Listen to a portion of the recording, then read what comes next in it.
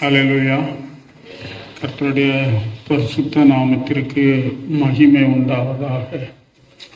மீண்டும் ஒரு முறை உங்களோடு தேவனுடைய வார்த்தையை பகிர்ந்து கொள்ளும்படியாக தேவன் கொடுத்த கிருபைக்காக, இந்த நல்ல ஸ்லாக்கியத்திற்காக நம் தேவனை நன்றியுள்ள இதயத்தோடு துதிக்கிறேன், ஸ்தோத்திரிக்கிறேன். ஹல்லேலூயா, ஸ்தோத்திரம். இந்த நாளின் செய்தி, இன்றைக்கு நாம் சபையில் வாசித்த சங்கீதம் 23 எனக்கு ஆச்சரியமாக இருந்தது. அதே சங்கீதம், அதிலும் விசேஷித்ததான பாடல்களில் அந்த செய்தியினுடைய சாராம்சங்கள் நிறைய வந்திருந்தது. அதுக்காக நம் தேவனை நன்றியுள்ள இதயத்தோடு துதிக்கிறேன். சங்கீதம் 23 கிறிஸ்தவ குடும்பத்தில் பிறந்தவங்க எல்லாருமே சிறு வயசுலேயே அதை மனப்பாடம் பண்ண வேண்டிய பண்ணின சங்கீதம். முதலாம் சங்கீதம் 6 வசனம், 23ஆம் சங்கீதம் 6 வசனம். இப்படி என் பிள்ளைகளுக்கு ஒவ்வொரு வாரமும் 6 வசனங்கள் இருக்கிற சங்கீதங்களை முதல்ல படித்து ஒப்பிக்கணும். ஞாயிற்றுக்கிழமையில் அந்த விதமாக செய்திருந்தது. இங்கே நாம் பார்க்கிறதான சில காரியங்களை, இந்த செய்திக்கான பேக்ரவுண்ட், இஸ்ரவேலில் உள்ளதான காரியங்களை முதலாவது நான் உங்களோடு கூட அது பகிர்ந்து கொள்ள வேண்டியது அவசியமாக இருக்கிறது. முதல்ல நாம் அந்த வேத பகுதியை பார்ப்போம். 23ஆம் சங்கீதம் 4ஆம் வசனம்.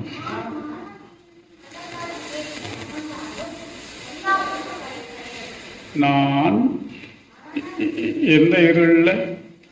மரண இருளில் பள்ளத்தாக்கிலே நடந்தாலும் பொல்லாப்புக்கு பயப்படேன், தேவரே என்னோடே கூட இருக்கிறீர்.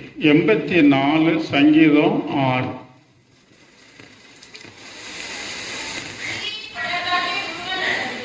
அழுகையின் பள்ளத்தாக்கை உருவ நடந்து அதை நீர் ஊற்றாக்கி கொள்ளுகிறார்கள், மழையும் குளங்களை நிரப்பும். நாம் ஒரு சங்கீதத்தை எடுக்கும்போது ஒரு அதிகாரத்தினுடைய முன்பகுதியோ பின்பகுதியோ மத்திய பகுதியோ எடுக்கும்போது வாசித்து அதை அறிந்து கொள்வதற்கு முன்னுரையாக சில காரியங்களை பார்க்கணும். அந்த அதிகாரம், அந்த சங்கீதம் முழுவதையும் படித்து அதன் மூலமாக அந்த குறிப்பிட்ட ஒரு வசனத்தினுடைய பொருளை புரிந்து கொள்ள வேண்டும். இது வேதத்திற்கு நமக்கு அடித்தளமான ஓர் அறிவை கொடுக்கக்கூடியதான, அறிந்து கொள்ள வேண்டியதான காரியம். இந்த 2 சங்கீதங்கள்லையும் முதல் சங்கீதத்தில் 23 என்ன சொல்லுது? மரண இருளின் பள்ளத்தாக்கு. இங்க அழுகையின் பள்ளத்தாக்கு. தேவன் மோசே மூலமாக இஸ்ரவேல் ஜனங்களுக்கு நியாய பிரமாணத்தை கொடுக்கும்போது மோசே இஸ்ரவேல் ஜனங்களோடு பேசினார். ஆபிரகாம் மூலமாக சபிக்கப்பட்ட கானான், அதை நாம் மறந்துடக்கூடாது. சபிக்கப்பட்ட கானான் என்று சொல்லப்பட்டதான அந்த இடத்தை தேவன் ஆபிரகாமுக்கு வாக்குத்தத்தமாக ஆசீர்வாதமாக மாற்றும்படியாக கொடுத்தார். நல்லா கவனிச்சுக்கொள்ளணும்.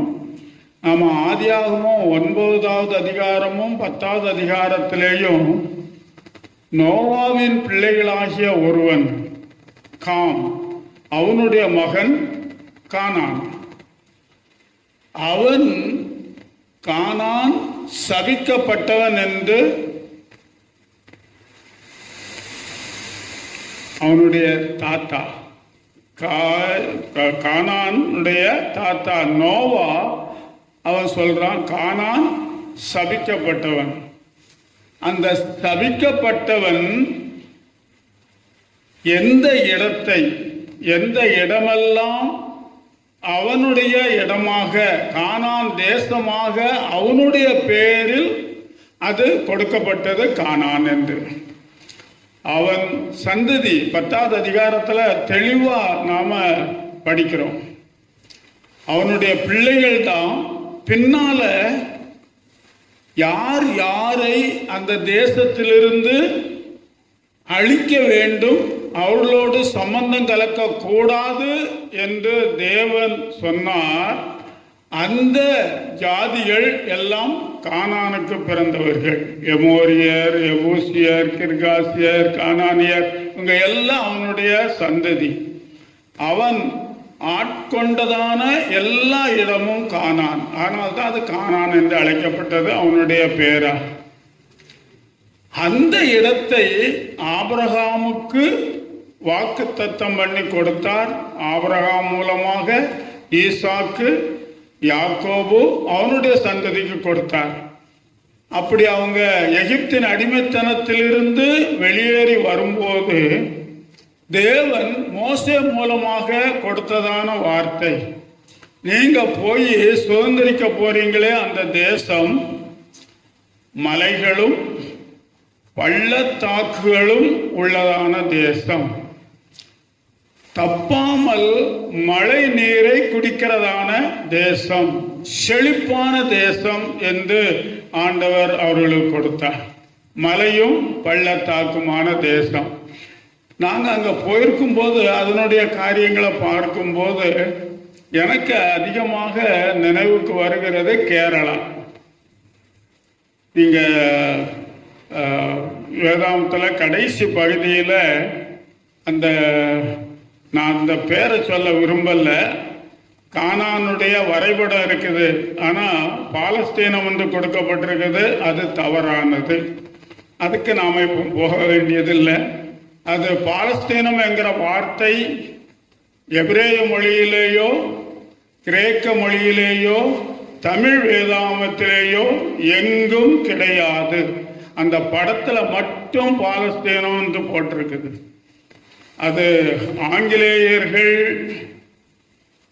ஒரு கிரேக்க சரித்திர ஆசிரியன் கிபி 5ஆம் நூற்றாண்டில் அந்த கானான் என்கிறதான அந்த பிரதேசத்தை அவன் பாலஸ்தீனம் என்று எழுதினதுக்கு பின்னால மொழிபெயர்க்கப்படும் போது ஆங்கில வேதாகமத்தில் எல்லா மொழிபெயர்ப்பிலையும் கிடையாது, கேஜேவி கிங் ஜேம்ஸ் வெர்ஷன்ல அது பாலஸ்தீன் என்று சொல்லப்பட்டிருக்கிறது. பெலிஸ்தியர்கள் வாழ்ந்த பிரதேசம், அவர்கள் அதை பாலஸ்தீன் என்று சொல்லுகிறார்கள். இன்றைக்கு அதுதான் உலக பெரிய பிரச்சனையாக நடந்து கொண்டிருக்கிறது.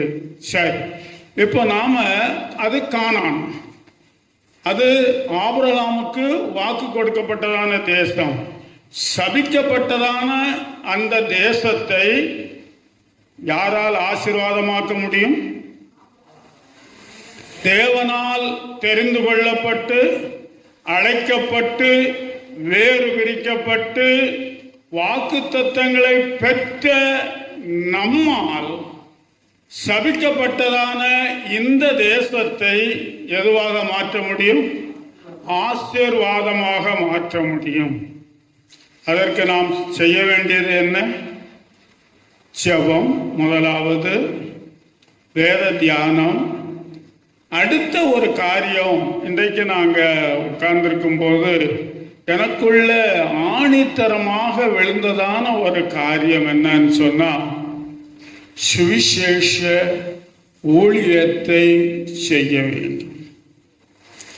நாம ரட்சிப்பின் சந்தோஷத்தை, பரலோகத்தின் சந்தோஷத்தை நாம் பெற்றுக்கொண்டது மாத்திரம் அல்ல, நாம் பெற்றுக்கொண்டான அனுபவத்தை மற்றவர்களுக்கு அறிவிக்க வேண்டும்.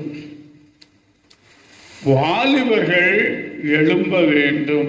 அதற்கு நாம ஜெபம் பண்றோம். அதோட நின்று போகக்கூடாது.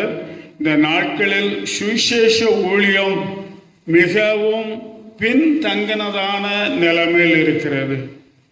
தயவுசெய்து சுவிசேஷத்தை உங்க பக்கங்க வீடுகளில் ஒரு நாளைக்கு ஒருவரிடத்தில் ஆகிலும் ஒரு முறை ஆகிலும் இயேசுவின் நற்செய்தியை அறிவிக்க வேண்டும்.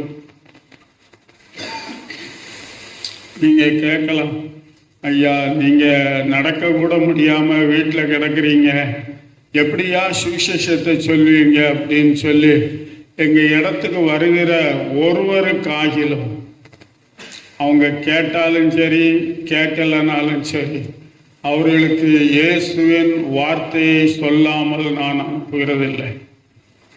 ஆட்டோவில் ஒரு நாள் பிரயாணம் பண்ணி போனேன். ஆட்டோவில் போனாலும் சரி பஸ்ஸில் போனாலும் சரி பக்கத்தில் இருக்கவங்களோட மெதுவாக பேச்சு கொடுத்து அவங்களுக்கு இயேசுவின் நற்செய்தியை சொல்லுகிறது ஆண்டவர் எனக்கு கொடுத்ததான பொறுப்பு. அதை செய்கிறேன்.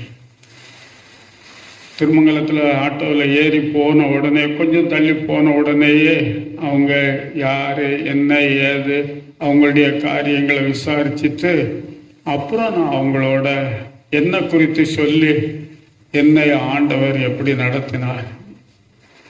சுவிசேஷத்தை சொல்லி முடிக்கும்போது சிலரிடத்துல நியாய தீர்ப்பு வரைக்கும் சொல்லி முடிச்சிருவேன்.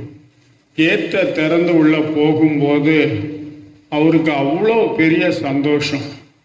அது சொன்னார், நல்ல வெயில் நேரம், ஏற்ற திறந்து உள்ள போகவும் எவ்வளவு நல்லா வச்சிருக்கீங்க ஐயா, எவ்வளவு நல்லா இருக்குது.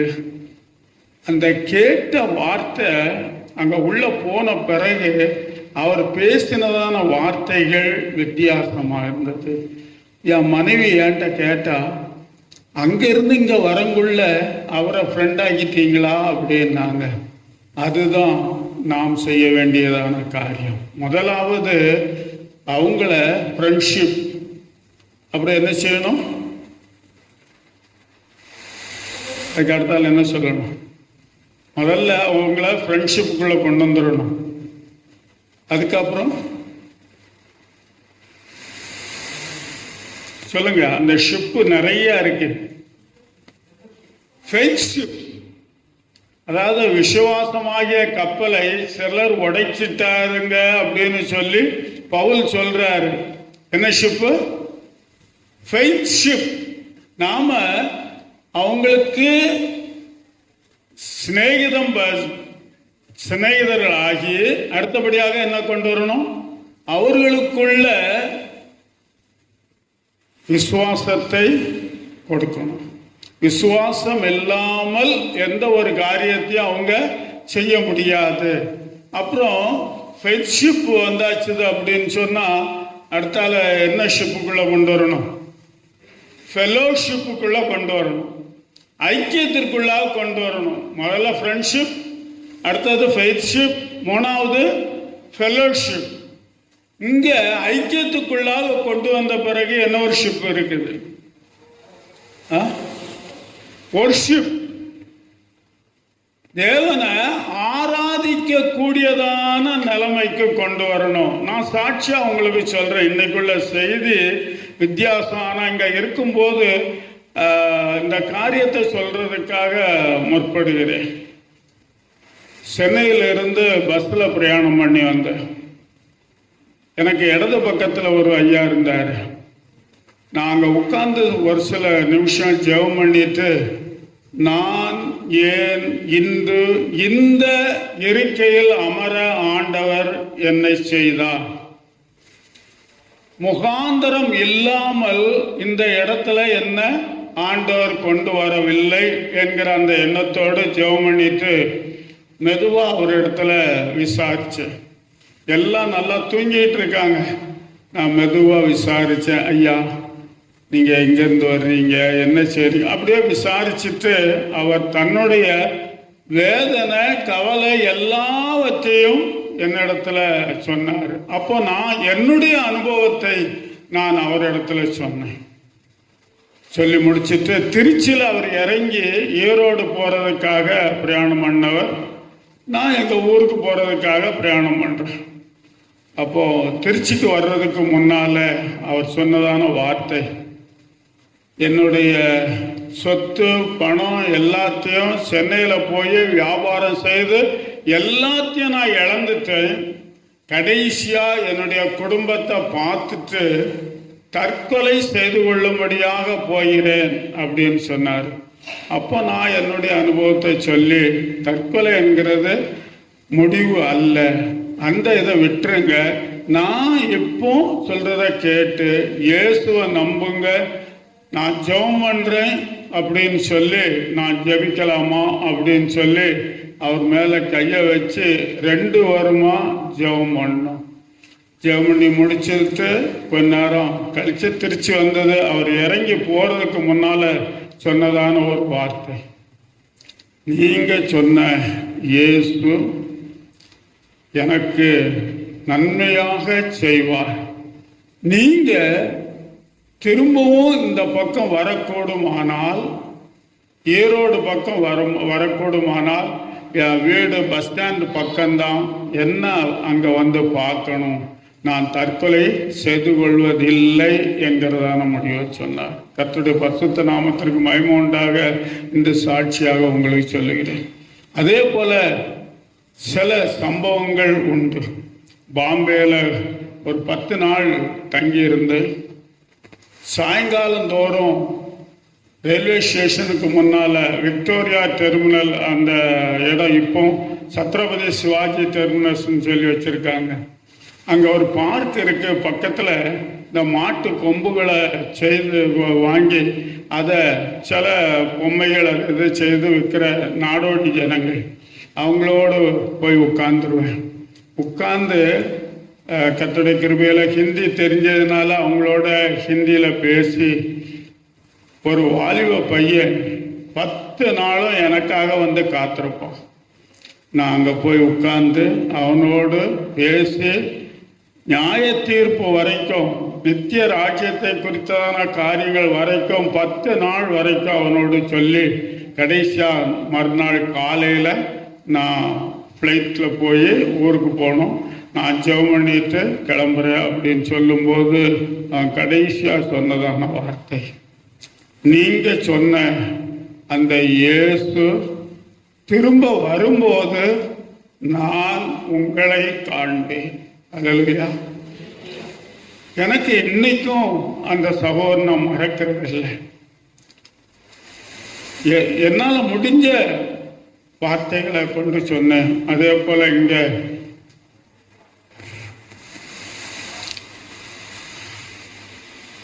ஒரு வாலிப சகோதரன் ஹோட்டலில் சாப்பிட்டுக்கிட்டு இருந்தார்.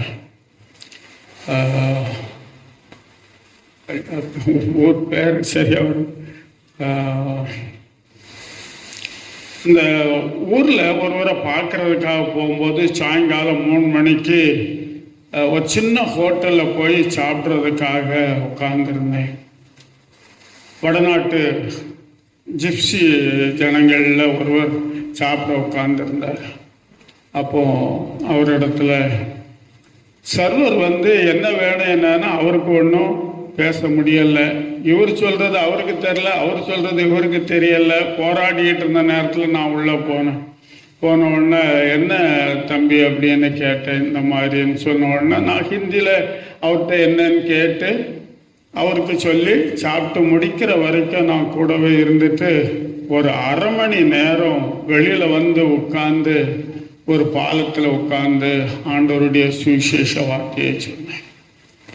அவர் கடைசியாக ஜெபம் பண்ணி முடித்த உடனே பாம்பேயில் சொன்ன அதே வார்த்தையை அந்த தம்பியும் சொன்னாப்புல, நீங்கள் சொன்ன ஆண்டவர் இயேசு வரும்போது நிச்சயமாக நான் உங்களை அங்கு காண்பேன்னு சொன்னார். சுவிசேஷ ஊழியம், தனித்தாள் ஊழியம், மாஸ் மீட்டிங்கில் பேசிடலாம், ஆனால் இண்டிவிஜுவலாக ஒவ்வொரு இடத்துலையும் போய் சொல்லுகிறதான சுவிசேஷ வார்த்தைகள் அவ்வளோ பலனுள்ளவைகள். சரி, சுவிசேஷ ஊழியம் செய்யக்கூடியதான சபை வளரும் சபை. சுவிசேஷ ஊழியம் செய்யலைன்னு சொன்னால் பாஸ்டர் தான் போய் சுவிசேஷ ஊழியத்தை செய்யணும்னு தெரியல. லூக்கா சுவிசேஷம் கடைசி அதிகாரத்தில் கடைசி 2 வசனங்களை வாசிப்போம். 49, 24, 49. என் பிதா வாக்குத்தத்தம் பண்ணினதை இதோ நான் உங்களுக்கு அனுப்புகிறேன்.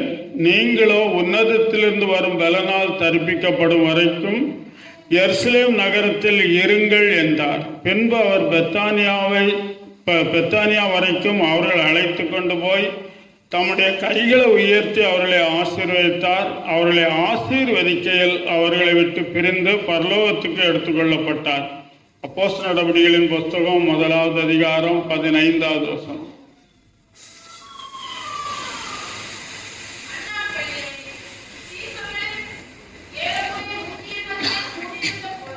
அந்நாட்களிலே சீஷர்களில் ஏறக்குறைய 120 பேர் கூடியிருந்த போது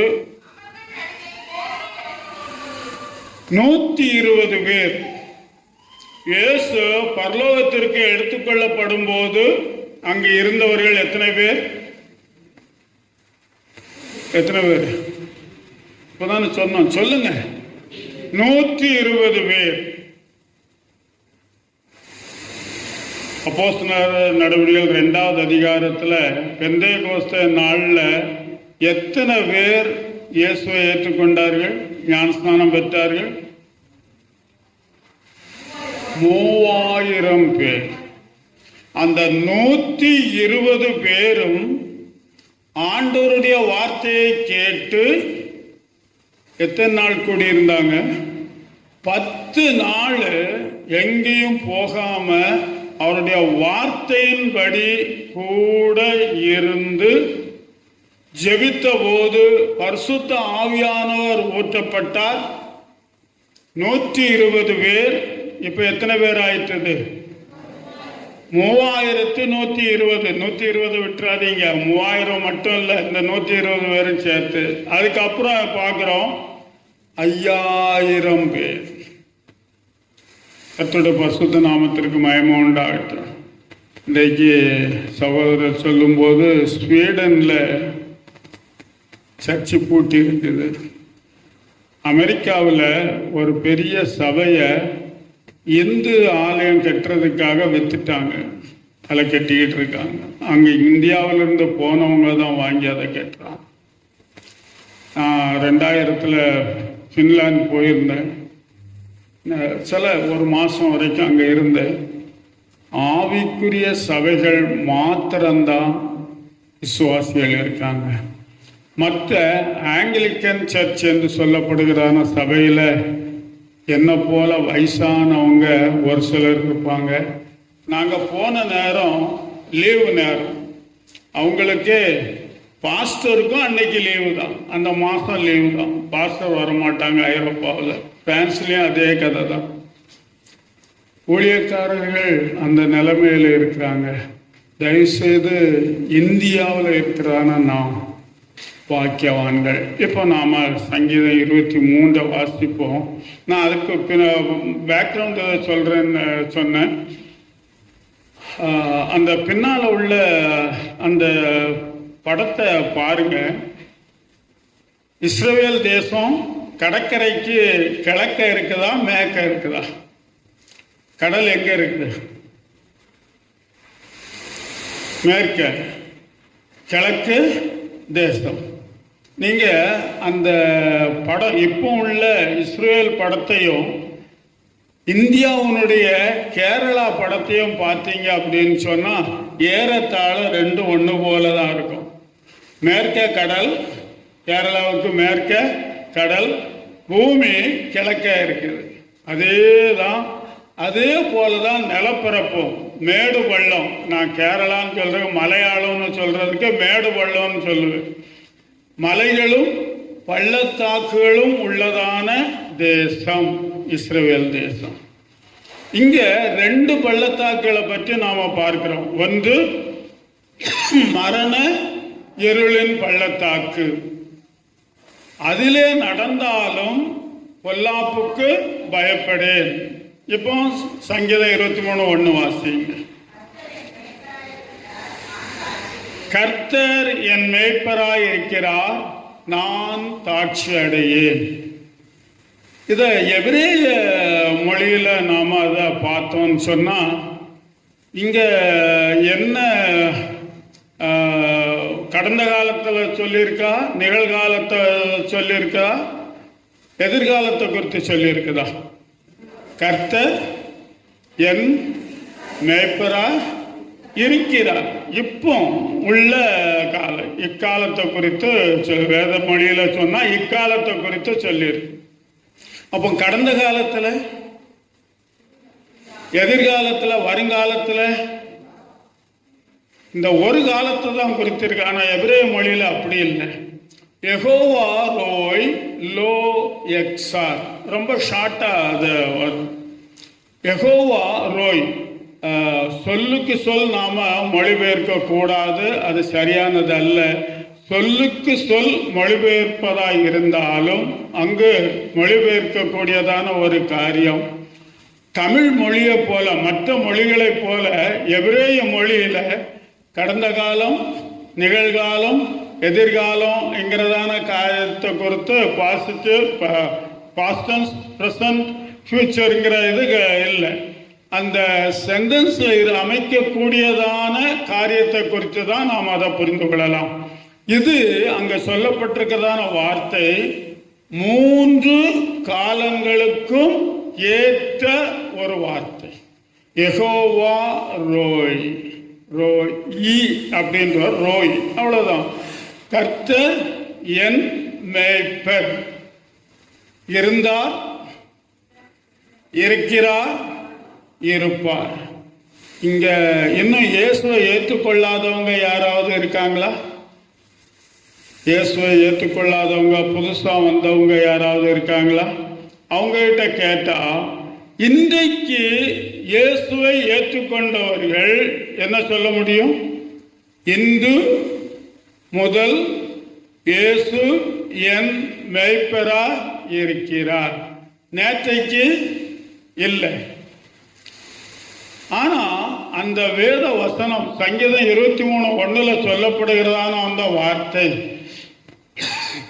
முக்காலத்திற்கும் உரியதான ஒரு வார்த்தையாயிருக்கிறது. 2வது வசனம் சொல்லும் போது, அவர் என்னை புல்லுள்ள இடங்களில் மேய்த்து அமர்ந்த தண்ணீர்கள் அண்டையில் என்னை கொண்டு போய் விடுகிறார்.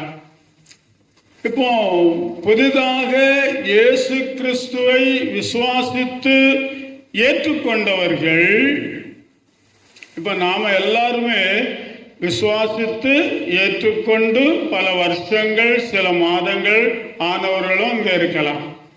அப்போ கர்த்தர் என் மேய்ப்பராய் இருக்கிறார், எனக்கு குறைவு ஏதும் இல்லை, தாட்சி ஏதும் இல்லை, குறைவு இல்லை.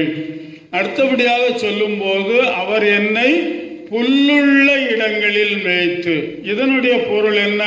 வேத வசனத்துல நாம 2 காரியங்களை பார்க்கிறோம். ஒன்று, நான் பல தடவை அதை சொல்லி இருக்கிறேன், ஒரு வசனத்தை எடுத்து நாம அதை தியானிக்கும் போது வெளிப்படுத்தப்பட்டதான பொருள், மறைபொருள், எழுத்தின்படியான பொருள், ஆவிக்குரிய பொருள் என்று 2 காரியங்களையும் நாம ஒத்து பார்க்கணும். வேத வசனங்களோடு கூட அதை நாம சம்பந்தப்படுத்தி அது சரியா இருக்கிறதாங்கிறத பார்க்கணும். அதன்படி அவர் அவரை மேய்ப்பனாக ஏற்றுக்கொண்டதான என்னை, நம்மை எதுவா மந்தையா மாற்றுகிறார்? செம்மறியாட்டு மந்தை, ஷீப் ஃபோல்ட். அதாவது வெள்ளாட்டு மந்தை இல்லை, என்ன மந்தை? செம்மறியாட்டு மந்தை. செம்மறியாடு வெள்ளாடுங்கிறதுக்கான நிறைய வேறுபாடுகள் இருக்குது, குணாதிசயங்கள் வித்தியாசம் இருக்குது. இப்ப நம்ம செம்மறியாட்டு மந்தையில கொண்டு வந்து சேர்த்திருக்கிறார். நாம் அவரை மேய்ப்பனாக ஏற்றுக்கொள்ளும் போது அவர் நம்மை நடத்துகிறார். எங்க நடத்துகிறார்? புல்லுள்ள இடங்களில் மேய்த்து. இப்ப இன்னைக்கு நீங்க எங்க வந்திருக்கீங்க? புல்லுள்ள இடத்துக்கு வந்திருக்கீங்க. நாம எங்க வந்திருக்கிறோம்? புல்லுள்ள இடங்களுக்கு வந்திருக்கிறோம். என்ன மேய்ச்சலை காட்டு கொடுக்கிறதுக்கு? அருமையான பச்சை புல்லு, புதுசா வாடாத நல்ல தழைத்த புல் உள்ளதான இடத்துல கொண்டு வந்திருக்கிறார் சபை. இந்த ஆட்டு மந்தை எதற்கு ஒப்பனையா இருக்குது? கிறிஸ்துவின் சரீரமாகிய சபைக்கு ஒப்பனையா இருக்கிறது. வேத வசனங்கள்ல நிறைய இடங்கள்ல ஆட்டு மந்தை தேவ ஜனங்களுக்கு ஒப்பனையாக சொல்லப்பட்டிருக்கிறது. இப்ப எங்க கொண்டு வந்து மேய்க்கிறார்? சபையில கொண்டு வந்து புல்லுள்ள இடங்களில் அவர் மேய்க்கிறார். ஆடு மேய்க்கிறவங்க, நாங்க கிராமத்தில் இருக்கிறதுனால சுத்தியும் காடுகளா இருக்குது. வேலி இல்லைன்னு சொன்னா எல்லா ஆட்டையும் எங்க இடத்துக்குள்ளேயே நம்ம இடத்துக்குள்ளேயே கொண்டு விட்டுடுறாங்க. ஏன்னா அங்க பச்சை பசுன்னு புல் இருக்குது. மேய்க்கிறவங்களுக்கு என்ன யோசனை? தன்னுடைய ஆடுகள் நல்ல மேய்ச்சலை கண்டடைய வேண்டும் என்பதற்காக புல்லுள்ள இடத்துல மேய்ச்சிடுறாங்க. அப்போ இயேசு தன்னை என்ன சொல்றாரு? நானே நல்ல மேய்ப்பன். நல்ல மேய்ப்பன் தன் ஆடுகளுக்காக தன் ஜீவனையும் கொடுக்கிறான். சில வேளையில இந்த ஆடு மேய்க்கிறவங்க வேலிக்கு மேல ஏறி உள்ள வந்துருவாங்க. அது வழியா ஆட்டையும் உள்ள விட்டுருவாங்க. அப்ப அவங்களுக்கு என்ன? ஆடு மேயணும், அவ்வளவுதான். ஆனா ஆண்டவர் அப்படி அல்ல.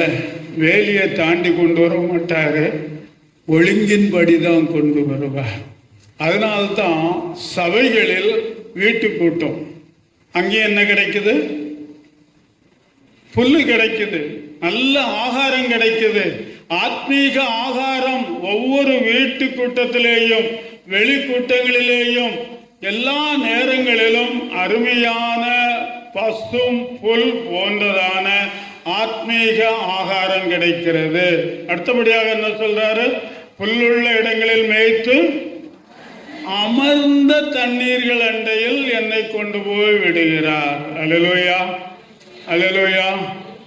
இந்த அமர்ந்த தண்ணியை பற்றி வேதாகமத்தில் என்ன சொல்லப்பட்டிருக்கு? ஜனசதளம். ஜனங்கள் நிறைந்த இடத்த என்ன சொல்ற? தண்ணி இருக்கிறதான இடமாக சொல்லப்படுகிறது. அப்போ இந்த அவரை ஏற்றுக்கொண்டு மேய்ப்பனாக ஏற்றுக்கொண்டதான அந்த ஆடுகளை எங்க கொண்டு வந்து சேர்க்கிறாரு? ஆட்டு மந்தையில், அமைதியான இடத்துல.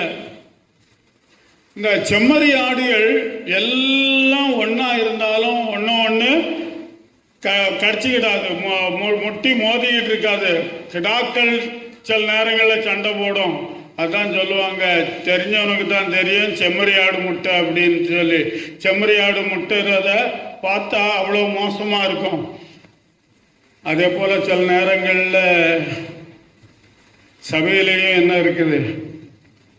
மற்ற சபைகள் அது இதுன்னு சொல்லி வரும்போது நிறைய சின்ன சின்ன பிரச்சனைகள்ல முட்டிடுறது. ஆனா அடுத்த நேரம் ஒன்னா சேர்ந்துக்கிடும். அப்போ அங்க புல்லுள்ள இடங்களில் மேய்க்கிறது மாத்திரமல்ல, அமர்ந்த ஜனங்கள், சண்டை போடாத ஜனங்கள், ஒண்ணுக்கொண்ணு விரோதம் இல்லாத இடத்த நம்ம கொண்டு வந்து சேர்த்திருக்கிறார். நாம எல்லாரும் ஒன்னா இருக்கிறோம் இல்லையா? எல்லாரோட ஐக்கியமா இருக்கீங்களா? பரிசுத்த பவுல் மூலமாக பரிசுத்த ஆவியானவர் எல்லா மனிதரோடும் சமாதானமாயிருக்க நாடுங்கள் என்று சொல்லுகிறார். கர்த்தரை தன் மேய்ப்பனாக ஏற்றுக்கொண்டவர்களுக்கு அருமையான இந்த வேத வசனத்தின் மூலமாக நல்ல ஆவிக்குரிய ஆகாரம், நல்லதொரு ஐக்கியத்தை கொடுத்திருக்கிறார். அடுத்தபடியாக உள்ளான வசனம்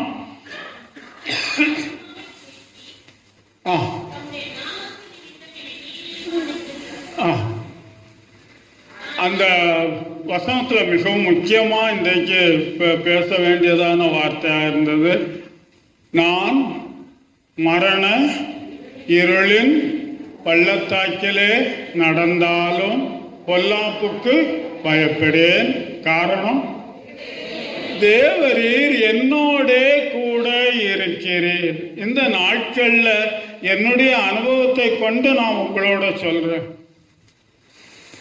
இப்போ நல்லா உங்களோட நின்று பேசுறதுக்கு நடக்கிறதுக்கு ஆண்டவர் கிருபை கொடுத்துருக்காரு. அங்கேருந்து எழும்பி இங்கே வர்ற வரைக்கும் என்னால் கால் தூக்கி வைக்க முடியவில்லை. சில நேரத்தில் வீட்டில் பெட்டில் இருந்து எழும்பி கொஞ்சம் நகண்டு போகிற வரைக்கும் என்னால் வலி தாங்க முடியாமல் அநேக நேரங்களில் துடிக்கிறேன். ஆனால் அப்போ கூப்பிடுற ஒரே ஒரு வார்த்தை யாரதான்? இயேசுவே எனக்கு உதவி செய்யும், இயேசுவின் ரத்தம் ஜெயம். நான் இந்த அளவும் இந்த மட்டில் உங்களோடு உங்களுக்கு முன் நிற்கிறேன் என்றார். மரண பள்ளத்தாக்கில் நடந்தாலும் பொல்லாப்புக்கு பயப்படேன், தேவரீர் என்னோடே கூட இருக்கிறீர். அல்லேலூயா, அல்லேலூயா. மரண பள்ளத்தாக்கு அது எப்படின்னு சொல்லி வீட்டில் சில காரியங்கள், வயசானவங்க அருமையானவங்க காலம் கடந்த போது அங்கே அனுபவிக்கிறதான அந்த காரியம்தான். மரண இருள் சூழும் போது மனிதன் தான் என்ன செய்ய இயலும் என்று தவிக்கிறதான வேளையில் யாரை நோக்கி கூப்பிடும்போது, நம்முடைய மீட்பராகிய இயேசுவை நோக்கி கூப்பிடும் போது அவர் என்னோடு இருக்கிறார். அதனால நான் என்ன செய்ய மாட்டேன்? பொல்லாப்புக்கு பயப்பட மாட்டேன். மரணமே வந்தாலும் அது என்னை பயப்படுத்தாது. நான் அதுக்கு ஒரு சாட்சியாக ஒரு சகோதரனை சொல்ல முடியும். 2 வருஷத்துக்கு முன்னால கள்ளிக்குடி பாஸ்டர் பையன் ஊழியக்காரர் டேவிட்னு சொல்லி கொஞ்ச நாள் மிகவும் சிரமப்பட்டு இறந்தார். நான் ஒவ்வொரு நாளும் அந்த தம்பியை நினைக்கிறேன். ஏன்னா நான் வேதனைப்பட்டு வழியில் கஷ்டப்படுறேன். அதனால் அவர் ஒரு நாளாகிலும் தனக்கு இன்ன நோய் இருக்கிறது என்று சொல்லி வருத்தப்பட்டு வேதனைப்பட்டதை நான் காணவில்லை. நான் அந்த தம்பி எங்கள் வீட்டுக்கு வரும்போது ஃபோன் பண்ணிட்டு வருவார். ஐயா ஏதாவது வாங்கிட்டு வரணுமான்னு சொல்லி, நீங்கள் வந்தால் போதும் தம்பி, எனக்கு எதுவும் வாங்கிட்டு வர வேண்டாம் அப்படின்னு சொன்னால் ஏதாவது வாங்கிட்டு தான் வருவார். அவர் ஒரு நாளாகிலும் தனக்கு இப்படிப்பட்டதான நோய் இருக்கிறது என்பதை வெளிப்படுத்தவில்லை. அது எனக்கு ஒரு பெரிய சவாலாக, எனக்கு ஒரு சாட்சியாக இருந்து கொண்டிருக்கிறது. உண்மையில் நான் மரண இருளின் பள்ளத்தாக்கிலே நடந்தாலும் பொல்லாப்புக்கு பயப்படேன். இதை எழுதுறதுக்கு காரணம், தாவீது அந்த விதமான அனுபவத்திற்கு ஊடாக கடந்து சென்றார். அந்த பள்ளத்தாக்கில் போனார். தன்னுடைய கற்ப பிறப்பாகிய அப்சலோமே தாவீதை கொலை செய்வதற்கான காரியத்தில் முற்பட்டார். தன்னுடைய கையில் ராஜ்யத்தை எடுத்துக்கொள்ள வேண்டும் என்பதற்காக. அப்போ அவர் கிதரோன் ஆத்த கடந்து ஒலிவ மலையை கடந்து போகும்போது அவர் எத்தனையாக வேதனைப்பட்டிருப்பார் என்பதை அதில் அறிந்து கொள்ள முடிகிறது. அப்போ சொன்னாரு, ஆண்டவர் என்மேல் பிரியம் வைத்திருந்தால் நான் மீண்டும் அவருடைய ஸ்தலத்திற்கு வர செய்வார். அவர் மரண இருளின் பள்ளத்தாக்கிலே நடந்தபடியினால் நிறைய பள்ளத்தாக்கு இருக்குது. அதுல மிகவும் முக்கியமான ஒரு பள்ளத்தாக்கு இஸ்ரவேல் பள்ளத்தாக்குன்னு சொல்லி, அதுல தான் கடைசி யுத்தம் நடக்கிறதான அர்மகதோன் வெளிப்படுத்தின விசேஷத்துல சொல்லப்படுகிறதான அந்த அர்மகதோன் யுத்தம் அங்கதான் நடக்குது. அர்மகதோன் என்று சொன்னால் மெகிதோ மலை. அர் என்றால் மலை, மெகிதோ என்கிறதான அந்த மலை. அதுக்கு பக்கத்துல தான் பெரிய சமவெளி இருக்குது. நடுவுல சின்ன மலை தான், அது பெரிய மலையா தெரியாது. நாங்க அங்க போனோம். ஆகாப் ராஜா ஒரு சூனல் போட்டு 183 படிக்கட்டு கட்டி கீழே போய் தண்ணி எடுக்கிறதுக்கு சுத்தியும் விரோதிகள் படை சூழ்ந்தாலும் தண்ணி இல்லாம இருக்கக்கூடாதுங்கிறதுக்காக அங்க 183 நான் எண்ணிக்கிட்டே இறங்கினேன். எனக்கு நல்ல நினைவு இருக்குது. 183 படி போய் அங்க தண்ணி எடுத்துட்டு வெளியே வரலாம். அது வழியாக வெளியே போகலாம். அது சுற்றிலும் இருக்கிறதான பள்ளத்தாக்குகளுக்கு மேல இருக்கிறதுனால விரோதிகள் யாராயிலும் வருகிறார்களா என்பதை பார்ப்பதற்கான ஒரு இடம். அங்க சாலமோன் தன்னுடைய தானியத்தை படைய வைத்திருந்தார். பள்ளத்தாக்கு தேவன் சொன்ன வார்த்தை, மலைகளும் பள்ளத்தாக்குகளும் உள்ள தேசம். இது நம்முடைய கிறிஸ்தவ வாழ்க்கையில மலையும் உண்டு, பள்ளத்தாக்கும் உண்டு. ஒரு நாள் 24 மணி நேரம் நம்ம தமிழ் இலக்கணிகள் இலக்கியதாரர்கள் அத காலங்களை பிரிச்சிருக்கிறாங்க. அதிகாலை, காலை, பொழுது, அது ஒவ்வொரு பொழுதும் 24 மணி நேரத்துக்கும் மாற்றிக்கிட்டு இருக்கு. அப்போ கிறிஸ்தவ வாழ்க்கையில் நம்முடைய வாழ்க்கை ஒவ்வொரு நாளும் அப்படியே மேலும் கீழும் மலையும் பள்ளத்தாக்குகளும் நிறைந்ததான ஒரு வாழ்க்கை. அப்போ சங்கீதம் 84 சொல்றாரு, கண்ணீரின் பார்த்தீங்க அத 15 3 வசனங்களை முன்னால உள்ள வசனத்தையும் பின்னால உள்ள வசனத்தையும் சேர்த்து வாசிங்க.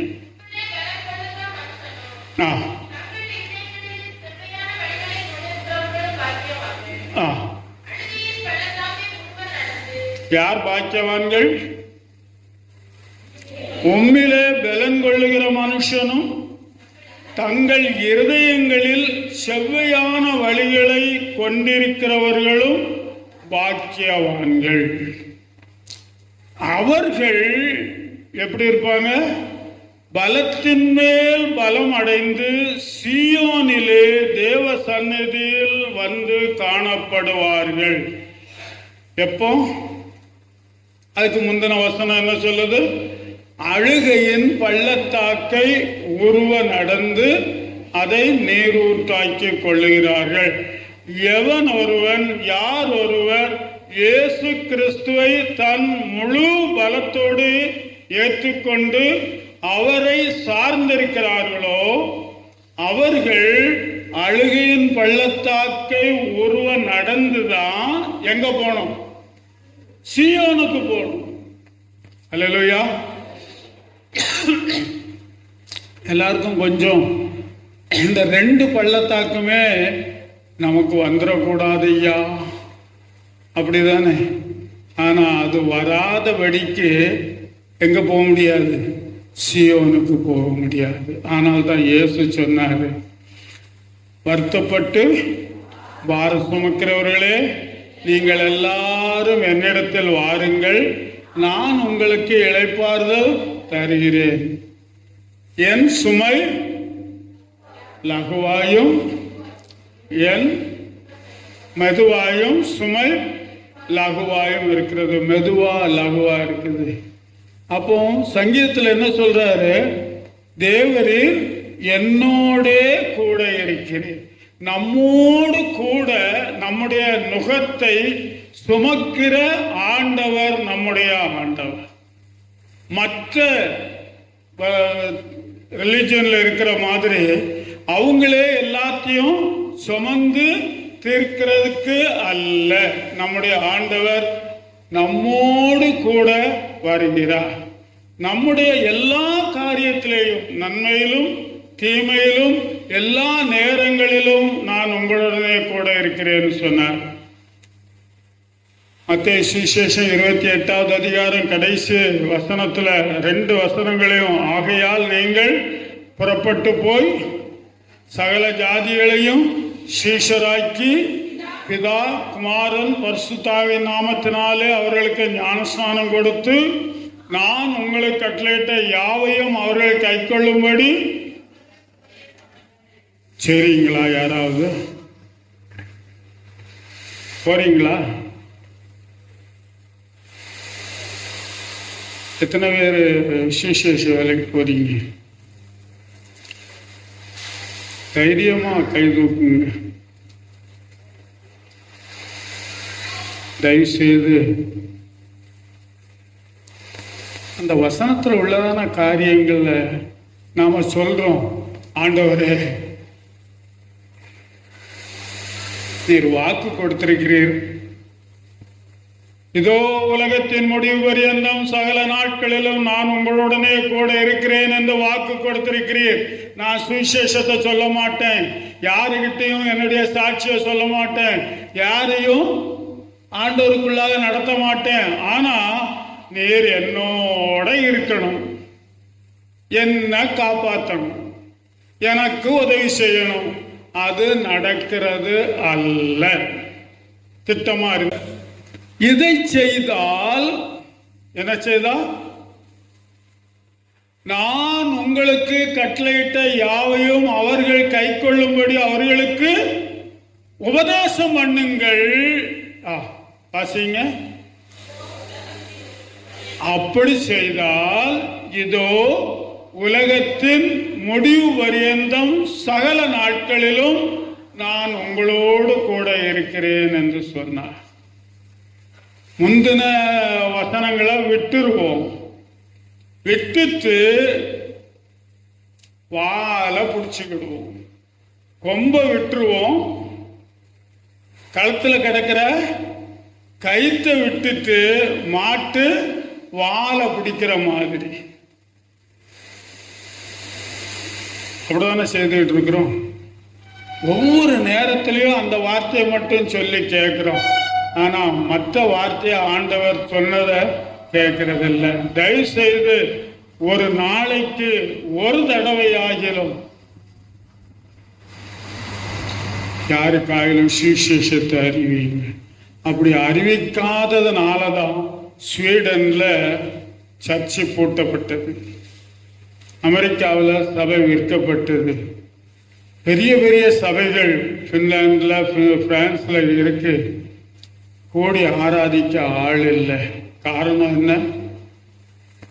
சுவிசேஷத்தை சத்தியத்தை சத்தியமா சுத்தமா நித்தமோ சொல்றதுக்கு ஆள் இல்லை.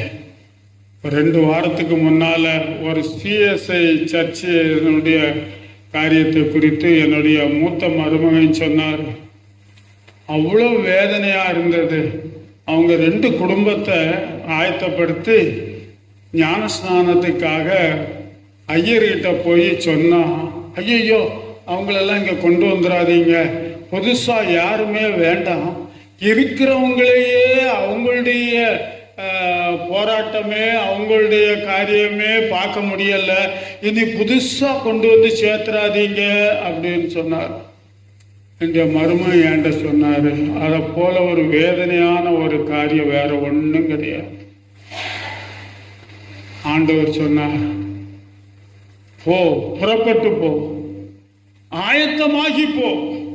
நாம பிரயாணம் போனோம்னு சொன்னா என்ன செய்யறோம்? அதுக்கு முன்னால அதற்கான ஆயத்தங்களை பண்றோம். கர்த்தருக்கு சித்தமானா செவ்வாய்க்கிழமை, வர்ற செவ்வாய்க்கிழமை நான் குஜராத்துக்கு போயிட்டு 5 நாள் அங்கே இருக்கிறேன். அடுத்த சனிக்கிழமை வந்துடுவேன். என்னுடைய பலவீனத்தோடு அங்கே கூப்பிட்டாங்க.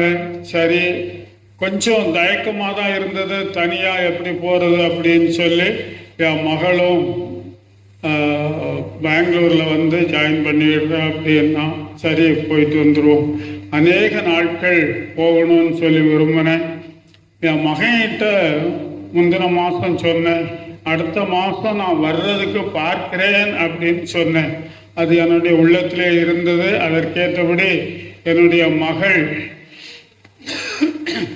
சர்ச்சு ஃபவுண்டேஷன் போடுறதுக்காக நிலம் வாங்குகிறோம், அதில் ஃபவுண்டேஷன் போடுறதுக்காக அப்பா நீங்கள் வரணும் அப்படின்னு சொன்னதுனால பல போராட்டங்களுக்கு அப்புறம் நான் சரி அப்படின்னு சொன்னேன்.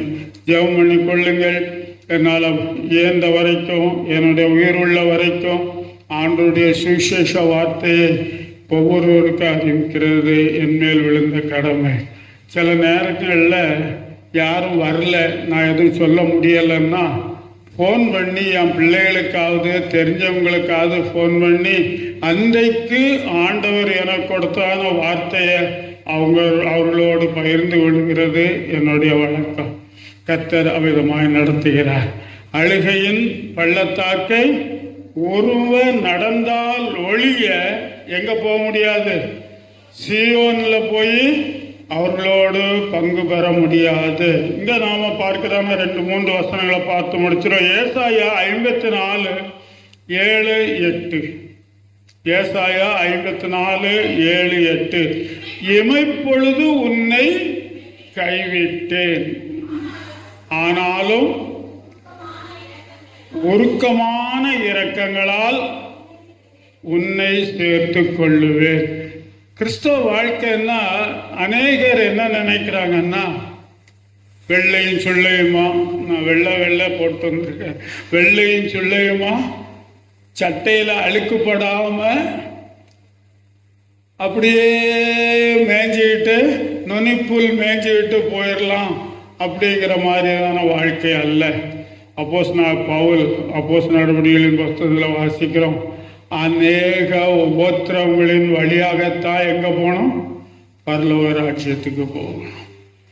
அதைத்தான் தீமோத்தேயு நிருபம் 2வது நிருபத்தில் 11:12 சொல்றாரு, அவரோடு கூட பாடுகளை சகித்தோமானால் அவரோட கூட ஆளுகையும் செய்வோம். அவர் நமக்காக பாடுகளை சகித்தார் இல்லையா? அவர் நமக்காக மரண பள்ளத்தாக்க தாண்டி போனார் இல்லையா? அவர் நமக்காக மரித்தார் இல்லையா? அவர் அழுதார் இல்லையா? ஏசு அழுதாரா இல்லையா? எனக்காக, உங்களுக்காக, முழு உலகத்தின் ரட்சிப்புக்காக அவர் ரத்தம் சிந்தினதுக்கு முன்னால முதல்ல என்ன செய்தாரு? அழுகையின் பள்ளத்தாக்கை ஒருவர் நடந்தார். கெத்செமனே தோட்டத்துல கண்ணீர் விட்டு கதறி அழுதார். அல்லேலூயா.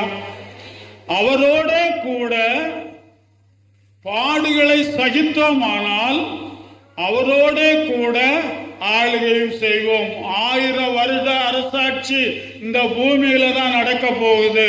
அதுக்கு முன்னால இயேசு வரும்போது நாம் மகிமை அடைந்ததான சரீரத்தோடு உயிர்த்தெழுந்து அல்லது மறியாமல் இருப்போமானால் மகிமை அடைந்த சரீரத்தோடு அவரை சந்தித்த பிறகு 7 ஆண்டுகள் மத்திய ஆகாயத்தில் ஆட்டுக்குட்டியானவருடைய கல்யாண விருந்துக்கு பின் அவரோடு கூட ஒலிவ மலையில வந்து இறங்கி எருசலேமுக்குள்ளாக போய் அவரோடு கூட எத்தனை வருஷம் ஆளுகை செய்ய போறோம்? இந்த பூமியிலேயே 1000 வருஷம் அவரோடு கூட ஆளுகை செய்வோம். அல்லேலூயா. ஏசாயாவில் என்ன சொல்றாரு? இமைப்பொழுது நான் உன்னை மறந்தேன், ஆனாலும் உருக்கமான இரக்கங்களால் உன்னை சேர்த்துக் கொள்ள. அடுத்த வசனம், அற்ப காலம் மூண்ட கோபத்தினால்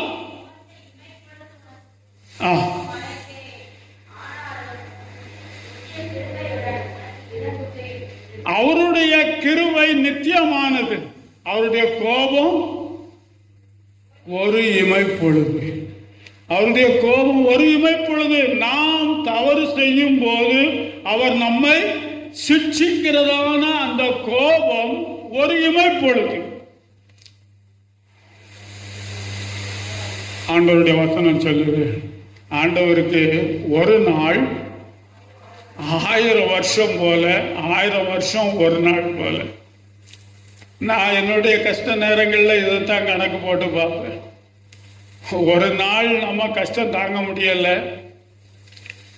ஒரு நாள் 1000 வருஷம். ஒரு இமைப்பொழுது ஒரு நாளைக்கு எத்தனை இமைப்பொழுது? நான் கணக்கு போட்டு பார்த்தேன், தலை சுத்துற மாதிரி ஆகி போச்சுது. ஒரு இமைப்பொழுது ஒரு மணி நேரத்துக்கு 3600 நொடி பொழுது. ஒரு மணி நேரத்துக்கு மட்டும் வெளிப்படுத்தின விசேஷத்துல சொல்றாரு, 10 நாள் உபத்திரவப்படுவீர்கள். நான் என் கணக்கில் எடுத்துக்கிறேன். வேதத்தின்படி ஒரு நாள் என்பது ஒரு வருஷத்துக்கு வேதத்தில் கணக்கு போட்டு சொல்லியிருக்கு. 10 நாள்னு சொன்னா 10 வருஷம். நான் அதைத்தான் ஆண்டோடைய சமூகத்தில் சிந்திக்கிறேன். 3 வருஷம் தாண்டிட்டேன், 4வது வருஷத்துல ஓடிட்டு இருக்கேன்.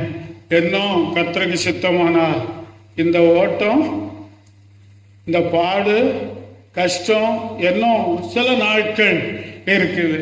அத அழுகையின் பள்ளத்தாக்கை ஒருவன் நடந்து அதை என்ன ஆக்கி கொள்ளணுமா? நீரூற்றாக்கி கொள்ள வேண்டும். அப்படி கொள்ளும்போது என்ன ஆகும்? மழையும் குளங்களை நிரப்பும். இயேசு கடந்து செல்லாத பாதையில் நம்மை கடந்து வர சொல்லவில்லை. அவர் கடந்து சென்றபடியினால் நம்மை கடத்தி கொண்டு போவதற்கு அவர் வல்லவராயிருக்கிறார். ஆனால்தான் எபிரேய நிருபக்காரன் சொல்றாரு, எத்தனை பாடுகளையும் பட்ட அவர் நமக்கு உதவி செய்ய வல்லவராயிருக்கிறார். அல்லேலூயா, அல்லேலூயா, அல்லேலூயா. அவர் வல்லமை இல்லாதவர் அல்ல. தமிழ்ல ஒரு பழமொழி சொல்லுவோம் இல்லையா, நிழலினுடைய அருமை வெயில்ல இருந்து வந்தவனுக்கு தான் தெரியும், நிழல்லே இருக்கிறவனுக்கு வெயிலின் கொடுமை தெரியாது. ஆகையினால நாம் அதை கற்றுக்கொள்ளும்படியாக நிழலினுடைய அருமை வெயில்ல இருந்து வரும்போது தான் தெரியும். அதான் நான் சொன்னேன் இல்லையா, அந்த ஆட்டோக்காரரு வெயில்ல வந்துட்டு அந்த நிழலுக்கு வந்தோன்னா அப்படின்றார். நாமும் இந்த உலகத்தின் பாடுகளை சகித்து ஆண்டவருக்கு மகிமையான வாழ்க்கை வாழும். அந்த 120 பேர் சுவிசேஷத்தை அறிவித்தார்கள். அவங்களுக்கு சொன்னார், சீஷர்கள் எல்லாருமே சேர்ந்து 120 பேர் சீஷர்கள் இருந்தாங்க. அதுல அப்போஸ்தலர்கள் 11 பேரும் இருந்தாங்க. யோதாஸ் தான் இறந்துட்டார் இல்லையா, 11 பேரும் இருந்தாங்க. எல்லாருக்குமா தான் சொன்னார், சுவிசேஷத்தை சொல்லுங்கன்னு சொல்லி. அப்போ நான் உங்களுடனே கூட இருக்கிறேன் என்று சொல்லுகிறார். கர்த்தருடைய பரிசுத்த நாமத்திற்கு மகிமை உண்டாவதாக. ஒரு வசனத்தை சொல்லி முடிச்சிருவோம். எபிரேயர் 12:11. எந்த சிற்சையும் தற்காலத்தில் சந்தோஷமாய் காணாமல் அதில் பிற்காலத்தில் அதில் பழகினவர்களுக்கு அது நீதியாகிய பலனை தரும். அல்லேலூயா. பாஸ்டையா ஒரு தடவை சொல்லும்போது அநேகர் நாம சலிச்சுக்கிடுறோம். நான் இத்தனை வருஷமா ஜெபம் பண்றையா, என் ஜெபத்தை ஆண்டவர் கேட்கலையே அப்படின்னு சொல்லி சலிச்சுக்கிடுறோம். அதுக்கு தான் ஐயா ஒரு சரியான விளக்கம் சொன்னாங்க. நீ ஜெபம் பண்ணின உடனே உன் சத்தத்துக்கு செவி கொடுத்து பதில் கொடுத்துட்டா நீ புது விசுவாசி. நீ 10 வருஷம் கழிச்சு ஜெபம் பண்ணு, 10 வருஷத்துக்கு அப்புறம் பலன் கிடைச்சா நீ உறுதியான விசுவாசி. சரிதானா இல்லையா? எனக்கு அந்த வார்த்தையை ஒரு நாள் மறக்கிறது இல்லை. நாம் சில நேரத்தில் ஜெபம் பண்ணிட்டு உடனே பதில் கிடைக்கணும் அப்படின்னு நினைக்கிறோம். நான் உங்களுக்கு ஏற்கனவே சொல்லியிருக்கிறேன்னு நினைக்கிறேன். நான் 73 ஒரு புல்லட்டுக்காக, ராயல் என்ஃபீல்டுன்னு இருக்கு இல்லையா, இப்போ ராயல் என்ஃபீல்டாக மாறி இருக்கு, என்ஃபீல்டு புல்லட்டுக்காக ஜெபம் பண்ணேன். ஹாஸ்டல் பசங்களோட ஜெபம் பண்ணும்போது, அல்லேலூயா, ஆண்டவருக்கு ஸ்தோத்திரம், ஆண்டவர் எனக்கு ஒரு புல்லட் கொடுத்துட்டாரு, எல்லாரும் ஸ்தோத்திரம் பண்ணுவோன்னு சொன்னோன்னா பசங்கள்லாம் உற்சாகமாக ஸ்தோத்திரம் பண்ணாங்க. ஜெபம் முடிச்ச உடனே, அண்ணே உங்க புல்லட் எங்க வச்சிருக்கீங்க? ஆண்டவர் எனக்கு கொடுத்துட்டாருடா, நான் எப்போ உபயோகிக்கணும் அப்படிங்கிற நேரத்தில் ஆண்டவர் எனக்கு அதை கொடுப்பாரு, நான் அதை உபயோகிப்பேன்னு சொன்னேன். 86 நான் நினச்சபடியே ஒரு புல்லட் வாங்கினேன். 19,500 ரூபாய்க்கு கருப்பு புல்லட்டு. அதான் என் உள்ளத்தில் இருந்தது. இலங்கையில் நான் பார்த்த அந்த புல்லட்டு தான் என் உள்ளத்தில் இருந்துச்சு.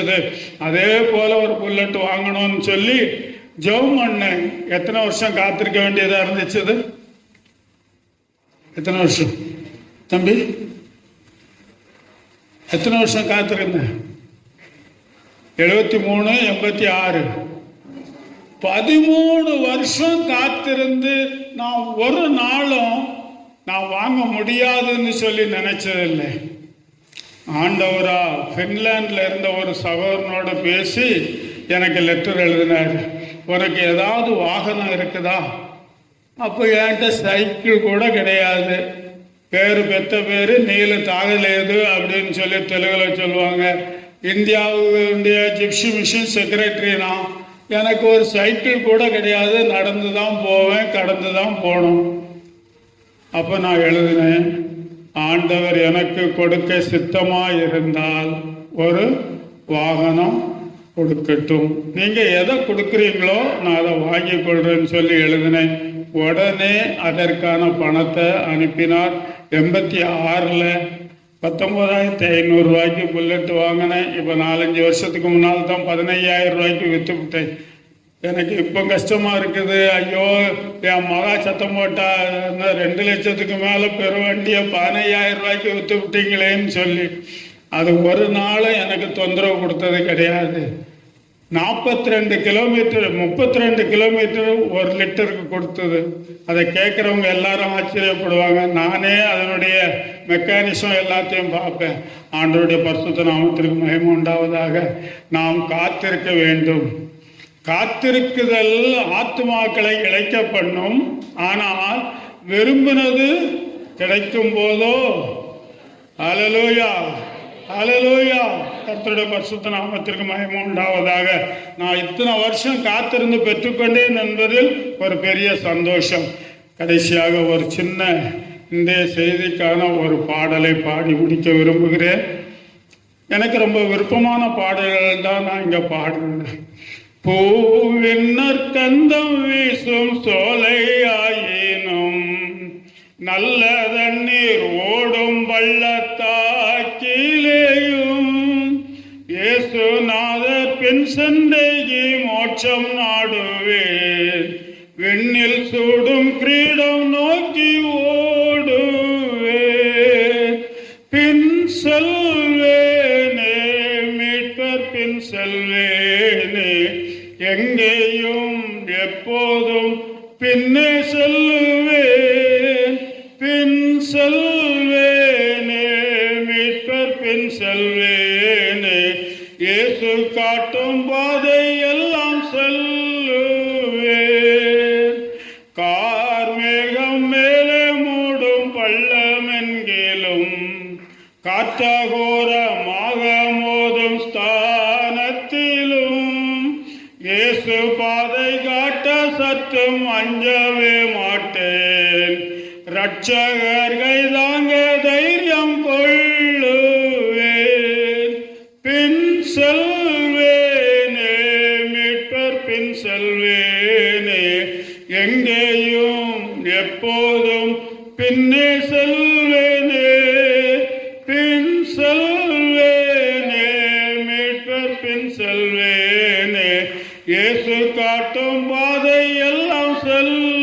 செல்லுவேன். நாள்தோறும் இயேசுநாதர் கிட்டி சேருவேன். மேடானாலும் காடானாலும் பின் செல்வேனே, பின் செல்வேனே, மீட்பர் பின் செல்வேனே. இயேசு காட்டும் பாதை எல்லாம் செல்லுவேன். மீட்பர் என்னை மோசமின்றி சுகமே காப்பார். வெண்ணில் தாசரோடு சேர்ந்து வாழ்விப்பார். பின் செல்வேனே, மீட்பர் பின் செல்வேனே.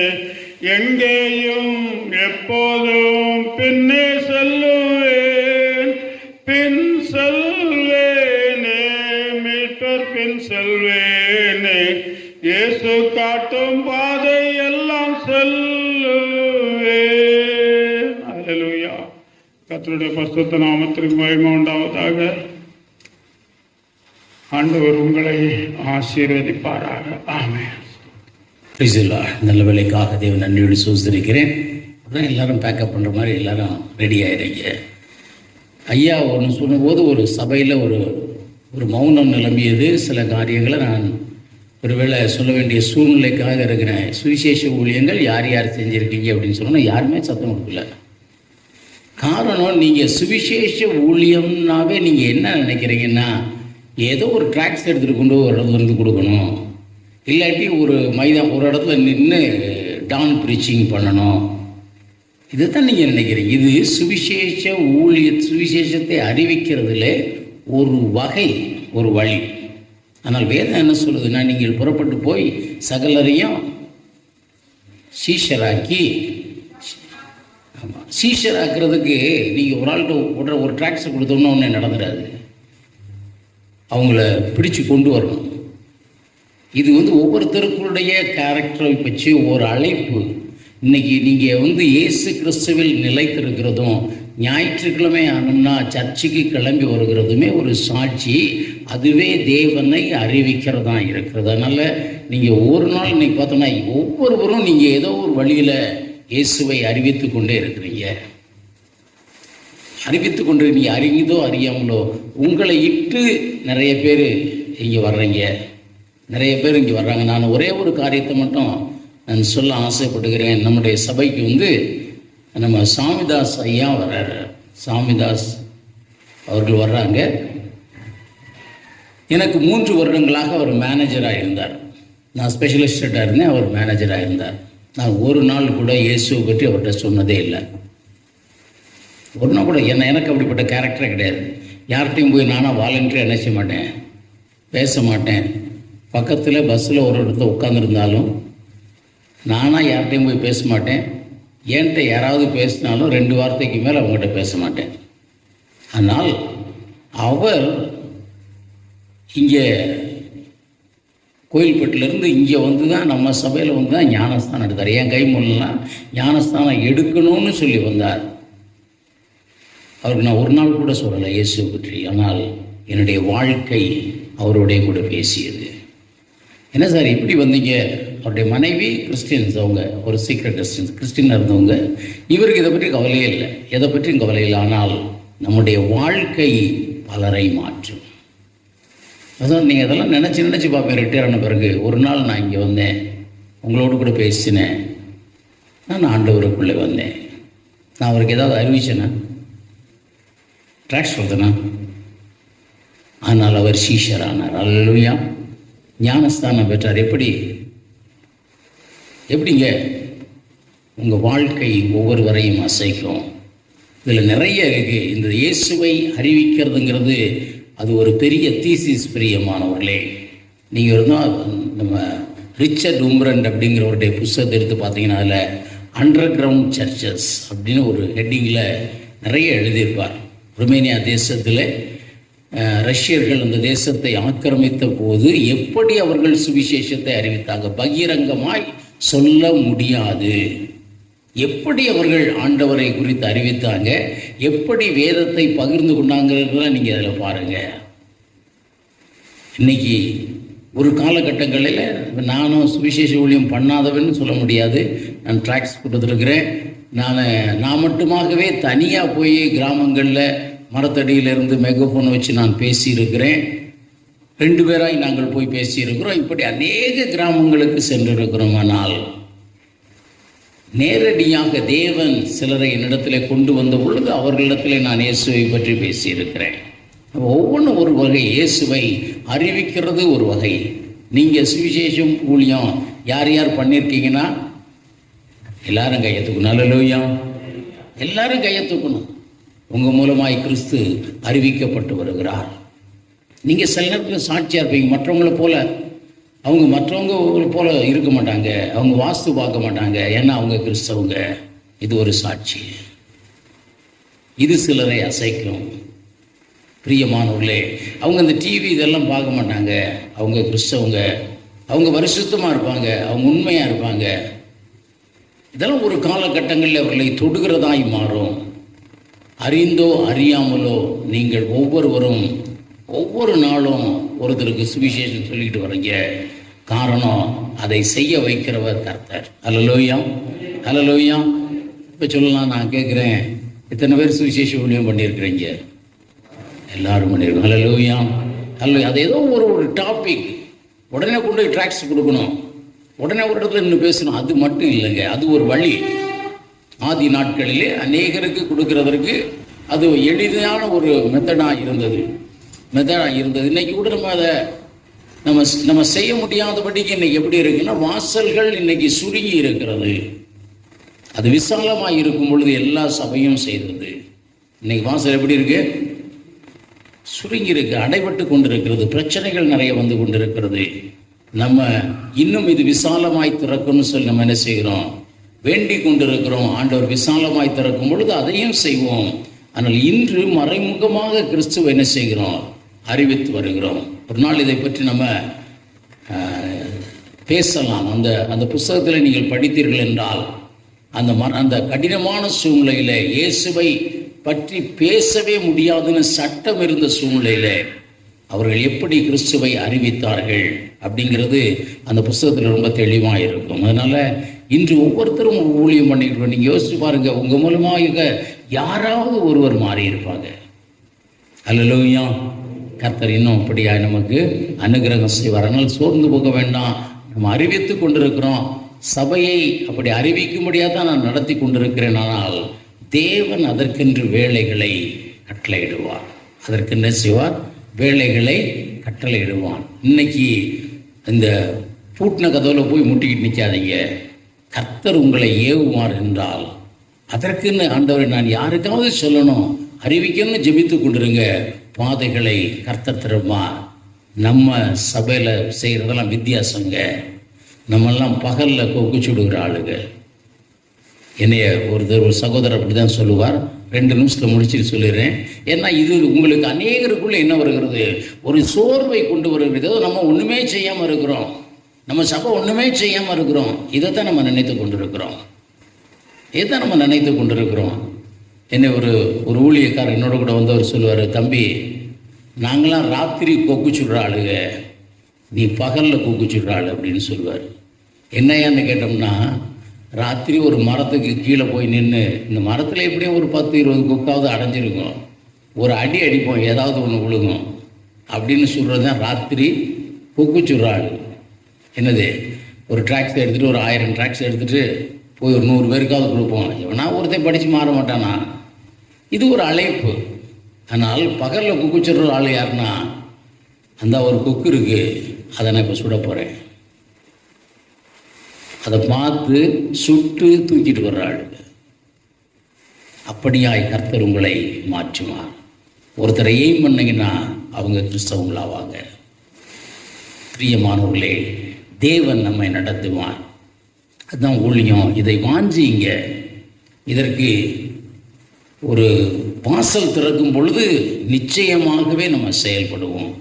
அதனால் இதை கேட்ட உடனே சோர்ந்து போகாதீங்க. கேட்ட உடனே ஒரு பெரிய மயான அமைதி, ஏதோ நம்மெல்லாம் குற்றம் செய்தவர்களை போல ஒரு ஒரு நினைப்பு எல்லாத்துக்குமே இன்றைக்கி அப்படி தான் இருக்குது. ட்ராக்ஸ் கொடுக்கறதும் நின்று பேசுகிறதும் இந்த இயேசுவை அறிவிக்கிறதுலே ஒரு வழி, ஒரு காரியம். ஆனால் ஒருவரை ஆண்டவருக்குள்ளே கொண்டு வருகிறதுனா அது வித்தியாசமான ஒரு காரியம். என்னை பொறுத்த மட்டும் நான் தெளிவாய் சொல்லுகிறேன், ரட்சிக்கப்பட்டவர்களை கர்த்தர் அனுதினமும் சபையிலே சேர்த்து வந்தார்.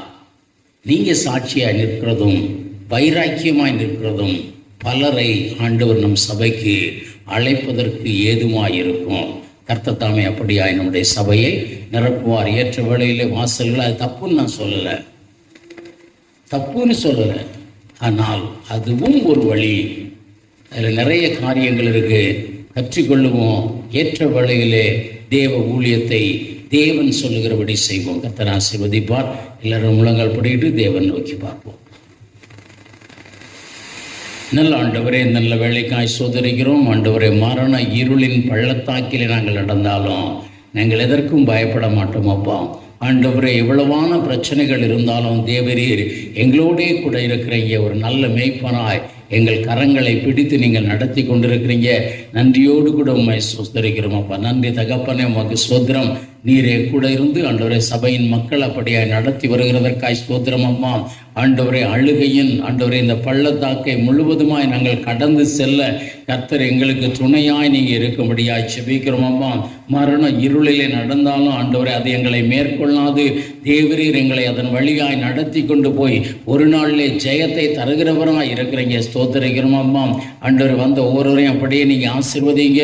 ஒவ்வொரு குடும்பத்தையும் பேர் பேராய் ஆசீர்வதிங்க. தூய ஆவியினால் நிரப்புங்க. ஒரு சாட்சியின் வாழ்க்கையை வாழ கர்த்தர் உதவி செய்யுங்க. எங்கள் மூலமாக உங்களுடைய காரியத்தை கர்த்தர் செய்து நடத்தும்படியாக நாங்கள் செபிக்கிறோம். நன்றி தகப்பனை. ஒவ்வொரு குடும்பங்களையும் ஒவ்வொரு தனிநபர்களையும் பேர் பேராய் ஆசீர்வதிங்களப்பா. கர்த்தரை கூட இருந்து நடத்துங்க. ஆண்டவர் வியாதி பலவீனங்களை குடும்பத்தை விட்டு அகற்றுங்க. ஆண்டவரை கையின் பிரயாசங்களை ஆசீர்வதிங்க. களஞ்சியங்களை சேமிப்புகளை கர்த்தர் ஆசீர்வதிங்க.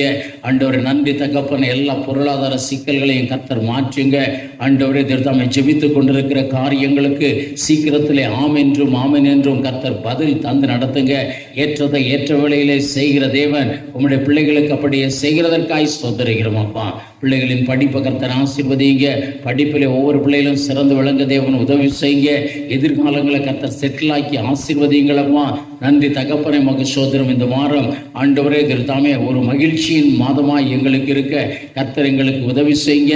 ஆண்டவரே திருத்தாம் எந்த பள்ளத்தாக்கில் நடந்தாலும் தேவரீர் எங்களோடே கூட நடந்து வருகிறீர். எங்களை அதன் வழியாய் நடத்தி செல்லுகிறீரப்பா. ஆண்டவரே, கடல் வழியாய் நடத்தின தேவன் பிரச்சனைகளின் வழியாய் எங்களுக்கு நடத்தி ஒரு ஜெயத்தை கட்டளையிடப் போகிறதற்காய் ஸ்தோத்திரிக்கிறோம்.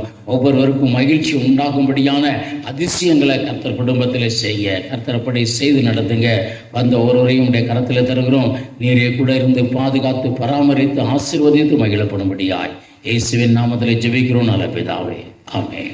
என் ஆத்துமாவே கர்த்தரை சோஸ்திரி, என் முழு உள்ளமே அவருடைய வருஷ நாமத்தை சோஸ்திரி. என் ஆத்துமாவே கர்த்தரை சோஸ்திரி, கர்த்தர் செய்த சகல வாரலை மறவாதே, ஆமென். நம்முடைய கர்த்தராகிய இயேசு கிறிஸ்துவின் கிருபையும் பிதாவாகிய தேவனுடைய அன்பும் பரிசுத்த ஆவியின் அன்பின் ஐக்கியம் சமாதானம் சந்தோஷம் நம்மளோடு கூட இன்னும் என்றும் சுதா காலம் உண்டாயிருப்பதாக, ஆமென். அல்லேலூயா, அல்லேலூயா, அல்லேலூயா.